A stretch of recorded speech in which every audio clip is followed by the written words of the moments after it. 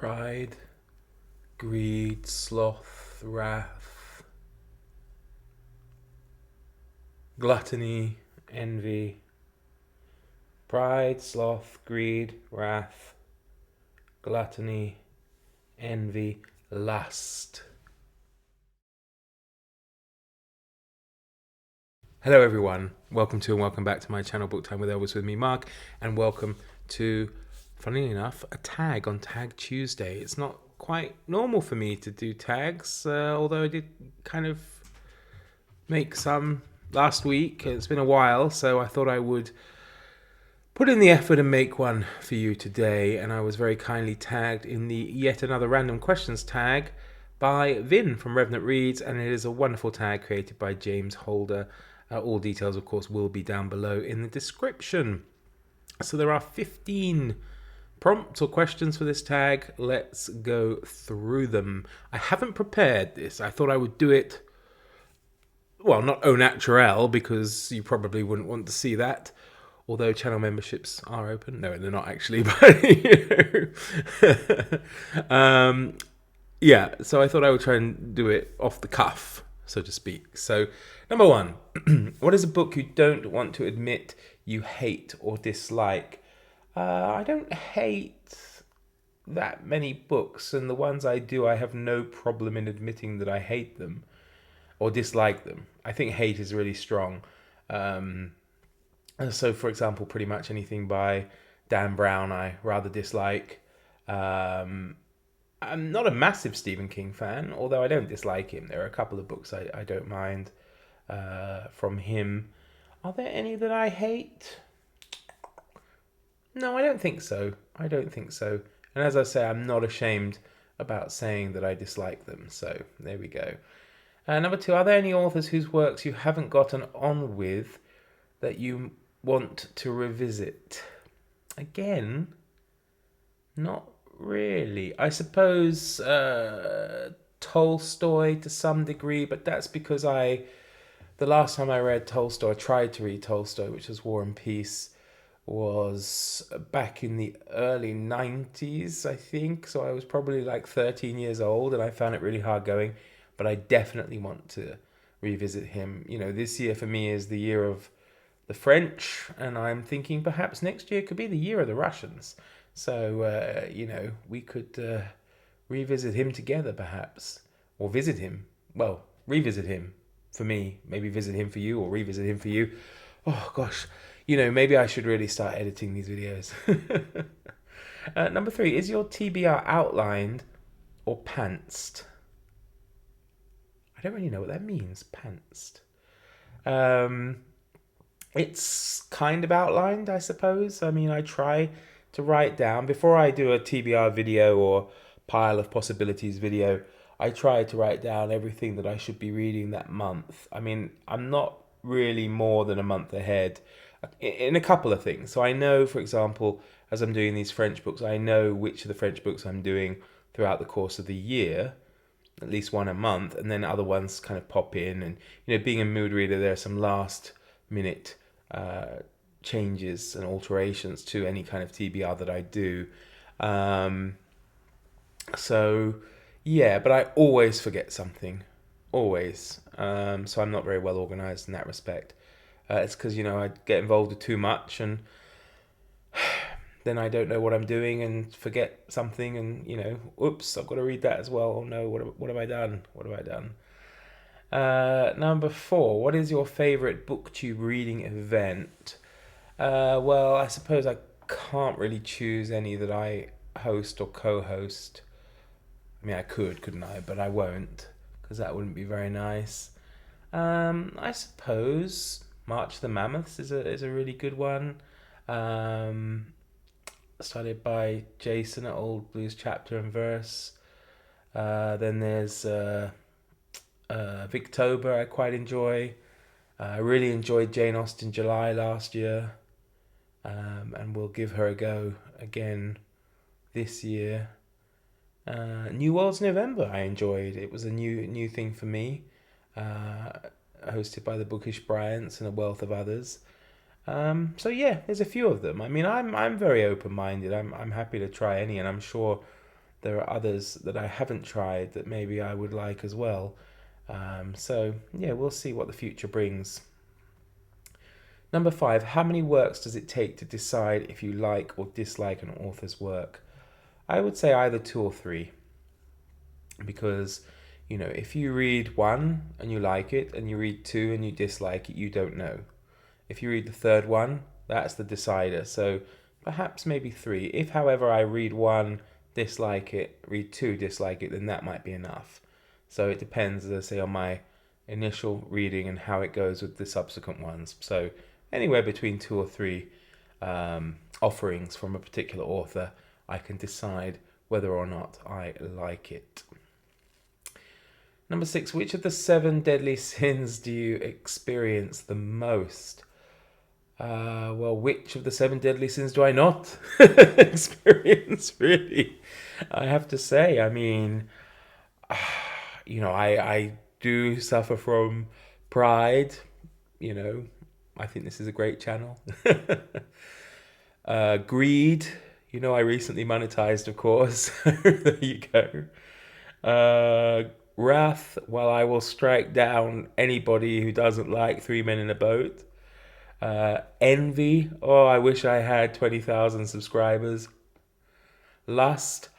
Oh, so-and-so's a really nice booktuber. Gluttony. Well, there we go. And sloth. Well, look at my hair. I've just got out of bed to make the video, so yeah. I think I suffer from them all, sadly, and I think everybody does, or experience them all, rather, of course. I think almost everybody does. But I also suffer from them too. I'll leave it at that, I think. Which of the Olympian gods, this is number 7, isn't it? Which of the Olympian gods is your favourite? Well, I was thinking Ares because he's kind of cool, god of war and all that. But then I realized I am much more of a lover than a fighter. So I'm going to go with Aphrodite on that one. I'm not ashamed to admit it. Number 8. What is your go-to special event meal? If I'm cooking, then it may well be something Japanese, not necessarily sushi. I do a nice nikujaga, like a Japanese meat stew. I quite enjoy making gyoza, the dumplings. Italian, I feel quite, comfortable making. I can make a nice lasagna.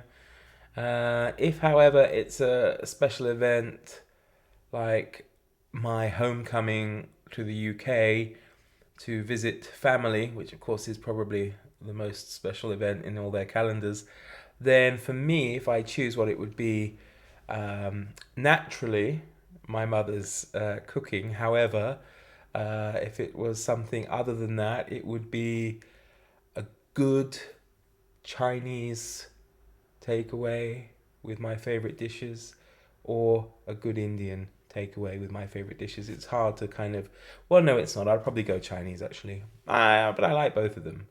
No, Chinese. There we go. Nice Chinese takeaway meal would be my go-to meal, special event meal at home. If I was going out, then I think I would like something like maybe a Korean barbecue, perhaps. Something like that. Yeah, that'll do. Number 9. Do you attend local celebrations, fairs, festivals, markets, etc.? Less often now than when I first moved here. I think sometimes, the novelty wears off. So I pretty much went to every single fair, festival, market, etc. that was being held in my town for several years, and then you start to realize that they're kind of the same. Although I still like to go on occasion. I like a lot of the summer ones where there's music, of course, and cold beer and roasting hunks of meat everywhere, and just kind of smells good and can be good fun. We have a good food festival, which I don't think it's started up again since COVID. I think it might be starting up again this year. That's good fun. We have it at the castle in town. Um, Local celebrations. Yeah, I used to partake in the Easter celebrations here, which it always kind of seems to upset a lot of people because I think it probably seems very macho, machismo, or you know, to them, which is at Easter in the Czech Republic, certainly around my area. The big tradition is that you go from house to house on Easter Monday in the morning with a pleated willow cane. I've mentioned this before on this channel, and you the female members of the house, you tap them lightly, of course, on the backside with your big wooden stick, and then in return they give you like sweets or shots of alcohol and other goodies and eggs and that kind of stuff, and they tie a ribbon to your stick, and you collect one ribbon for each place that you visit. It was kind of fun, but it was really difficult because it's on Easter Monday. You're back to work on Tuesday, and generally you consume quite a lot of alcohol. And I do also admit that it can probably get a bit out of hand if you happen to be like towards the end of the schedule of visiting. When you have all these drunk men turn up at your house and waving their sticks and stuff. But I've never been to one that ever got too out of hand or unfriendly, and it was always a good laugh. Though I appreciate a lot of the younger girls don't like it so much, and try actively to avoid it. But a lot of the older women like it because they say it's like a tradition, and they're happy. They're happy to see it still maintained, and the idea is supposed to bring them good luck and beauty and health and happiness as well. And just to be fair, though, although it's not as like widely embraced, 2 weeks prior to this, the girls carry out the same action as well. So perhaps I'll get to document it this year, maybe if you're lucky. But I'm not sure if I will partake because, as I say, it's really difficult to get up on Tuesday morning after you've been involved in this. Let's see, number 10. Do you prefer the city, suburbs, small towns, or the country? Well, for the last 10 years, I've been living in a small town. And I'm currently, well, I hope, I'm currently awaiting the start of a building of a house in the country. It's a small village, 130 people, probably. So that is obviously my preference because that's where I've decided to spend probably the rest of my days. We'll see. Number 11. Are there any BookTube videos you have a hard time making? Well, if we're talking about just difficulty in terms of logistics, then yes. More videos featuring Elvis is quite hard because he's always running off and he's camera shy. If we're talking about a hard time in terms of difficult subjects, then not really, because I'm always wary of saying anything to do with race or gender or LGBT plus now issues. You see, I'm worried now about it, or anything to do with gender or misgendering people, because I'm always worried I'm going to make a mistake. I'm certainly not a racist person. I'm not I'm not anti-female. I'm not anti anyone's gender preferences. I don't really care. Everybody can do what they like and be what they like. And I think, we should all just, why can't we all just get along, as they say? I really have no issues with it, but I find that sometimes, I don't know, maybe I'll accidentally use the wrong terminology, or I will mislabel somebody, and I feel that sometimes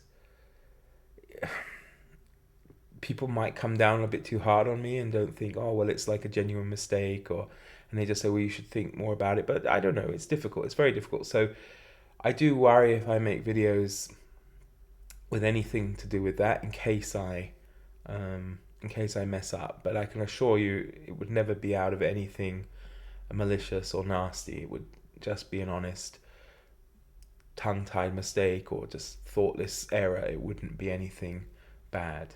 Oh, I wonder if I can use that as like a disclaimer to get out of any future trouble that I might get myself into on here. Number 12, are you interested in local history? Yes, I am. I live in a town, what is it, 500 years old, so it's not super old, but, it's not too bad. The village I'm moving to is 800 or so years old, I think. And I got interested in that. Again, I've mentioned it on this channel with the history of the local Jewish, or sadly, very lack of Jewish population in this town. I came across it by accident. It was something I never really thought about. I was looking at our town's war memorial, and it's a memorial to those who fell in the Great War. And of course, Czechoslovakia didn't exist at the start of the Great War. It was part of Austria, the Austro-Hungarian Empire, and so a lot of Czechs fought on the German side, but then also a lot of Czechs fought on the Allied side as well. There were like the Czechoslovak legions, and which played a part in both world wars. And they were Czech exiles and people who fought against the Habsburgs, and then later, of course, Czech exiles abroad who fought against the Nazis. And so it's kind of mixed, I guess, on the war memorial between Czechs who fought on both sides in the First World War. When you look at the memorial for the Second World War, it's really takes a moment before it sinks in. You look at it and then you suddenly realize that, whereas the First World War, they were all men, and probably young men, and the Second World War, they were all families, men, women, and children, and they're all Jewish. You can see by the name. Well, I mean, I'm guessing they're all Jewish, but certainly there are names. Majority of the names on there are Jewish names. And then you realize, why there aren't any Jews in towns like this anymore. And that's sad, but it's also very, very interesting. A friend of mine, I don't know if she lent it to me or gave it to me. Probably lent it to me, and I haven't given it back yet. A book on the Jewish history of my local town. I mean, I'm not Jewish. I don't have a particular connection to it other than the horror as a fellow human being. But I just find it interesting. Number 13. What subjects were your favorite in school? Well, I'm still in school, so this time, of course, on the other side, I'm a teacher. And I'm lucky enough to teach other subjects apart from just English language or English conversation. I get to teach other subjects through a method called CLIL, which is where you learn English in context of other subjects as well. So I get to teach several subjects a week. I can do geography, history, art, and biology.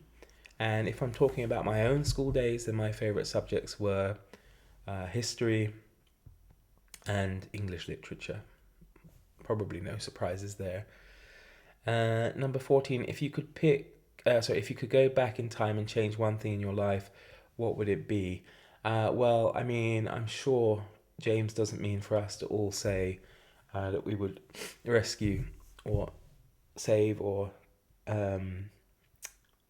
prevent the deaths of beloved family members, because I'm sure that's something everybody would want to do. So I'm taking it apart from the obvious things. Then I would have to say, if I can't prevent those things, then I wouldn't change anything. And perhaps that sounds maybe glib or silly or whatnot. And the reason why is because I think if you change one thing, however small, it may impact a lot your current situation. And the way I feel at the moment is fairly content and satisfied with life. And, I have my dog Elvis, of course, and he is my world. You know, he means everything to me, and the thought of not having him fills me with dread and terror, and the thought of having never had the opportunity to have him is awful as well. So if I change something, then I wouldn't be in the place I would be now, and he wouldn't be with me. So therefore, I would choose to change nothing. Number 15. Are there any childhood entertainments that you still engage in? Not consciously, I don't think, anymore. However, given the chance, I'm unmarried, I don't have any children. However, if I had children, I would make the most of it by definitely playing with Lego again and not feeling guilty about it or feeling ashamed about it, and that kind of thing. I think I would enjoy. I mean, I do muck around with the kids at school. I do. Oh, that sounds bad, but of course you know what I mean. Especially, I help out in the after-school club one day a week, and they're small kids, like kind of 6, 7, 8 years old, and yeah, I'll play like board games with them and stuff like that. I enjoy it. It's fun, and there is a big, like, I think a lot of men, even though they don't want to admit it, there is this kind of, and maybe women too, but I can't speak for them, of course, but there is this kind of inner child that I think often wants to get out, and yeah, that's something I do enjoy doing from time to time, although I don't generally admit it. Okay, that's it. So tag some people. Well, I don't know who's done it or not, so I'm just going to tag a few. I'm going to tag Electra. I can't read it. Electra Electra Kilifi, which is a spoonful of hygge, is her channel name. I don't know why the @ symbol always comes up as something different. She's a wonderful booktuber from Scandinavia. I will tag Mrs. Pizza Reads, also quite a new booktuber, and Alex Unabridged, who's also very new, and Teacup, the storyteller, that's Becky. I don't know if she's done it. I'll tag her. Very literary Carrie, and another dear friend of mine, Sean D. Standfast as well. So those are the people who are tagged. Of course, anybody else who would like to do it, you can consider yourself tagged by me. It's a wonderful tag. Thank you, Vin. Thank you, James, for creating it. And I look forward to seeing you all again very soon. Do take care, everybody. Bye-bye.